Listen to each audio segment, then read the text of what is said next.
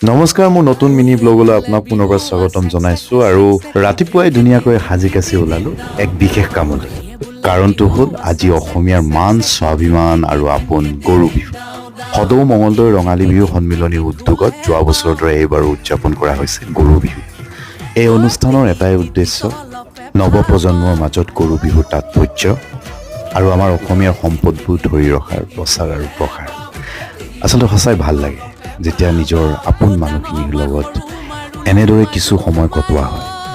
সকলো কাৰ্যসূচী শেষ হোৱাৰ পিছত সকলোৱে খুব ফূৰ্তি কৰিলে, বিহু গালে আৰু লগতে একেলগে সকলোৱে এপাক বিহু নাচিলে। ৰঙালী বিহুৰ ৰঙত সকলোবোৰ বিলীন হওক, লগতে আগন্তুক দিনবোৰত সকলোৰে জীৱনবোৰ ৰঙীন হৈ পৰক, উদযাপন কৰক জীৱনৰ প্ৰতিটো পল অনুপল আৰু হাঁহি থাকক, কেৱল হাঁহি থাকক। আকৌ লগ পাম নেক্সট মিনি ব্লগটোত। Thank U.